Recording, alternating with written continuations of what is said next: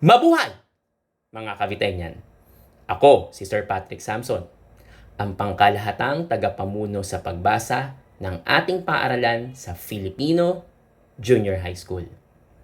Ngayong araw na ito, bilang pakikiisa at pagpapahalaga sa buwan ng pagbasa, ay magbabahagi ako sa inyo ng isang akdang pampanitikan mula mismo sa ating bansa. Hiling ko lamang nakasabay ng inyong pakikinig sa aking pagbabasa at pagkukwento ay inyong pakatandaan at iproseso ang tanong na ito. Naniniwala ba kayong marapat na kapitan ang pag-asa dahil anumang hiling ng puso ay nakakamit sa pamamagitan ng pagkilos at pagtitiwala? Mga Caviteñan, ang ibabahagi kong akda sa inyo ay isang mito mula sa Ifugao. Ang nagkaroon ng anak, sinawigan at bugan. Salin sa Filipino ni Vilma C. Ambat.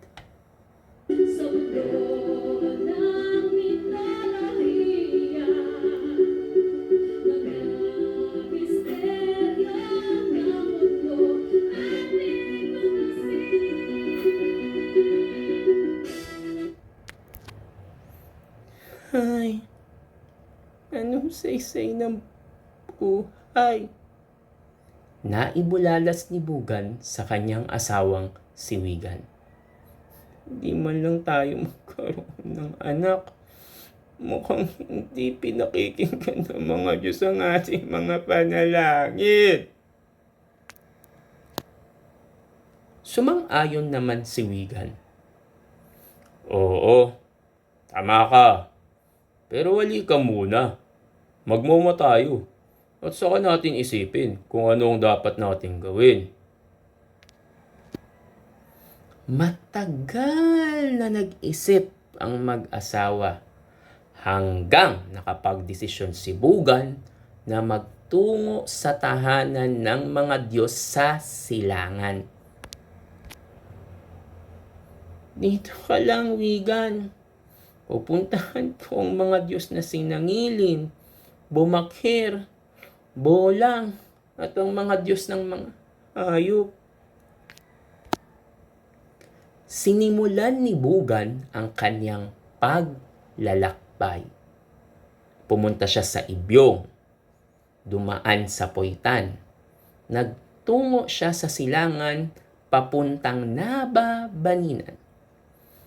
Tumawid siya sa ilog ng Kinakin at narating niya ang lawa sa Ayangan. Nakakita siya ng igat sa lawa. Tinanong siya nito, "Saan ka pupunta, Bugan?" Sumagot si Bugan, "Pupunta ako ng silangan para maghanap ng lalamon sa akin, sapagkat hindi kami magkaroon ng anak ni Wigan." Tumawa ang igat. "Huwag kang malungkot, Bugan," wika nito. "Sige, magtungo ka sa silangan at makipagkita ka sa mga Diyos." Ipinagpatuloy ni Bugan ang kanyang paglalakbay patungo sa lugar ng mga Diyos. Narating niya ang lawa sa lagod. Nakita niya roon ang isang buhaya. "Tao, bakit ka naririto?" Pag-uusisa ng buhaya.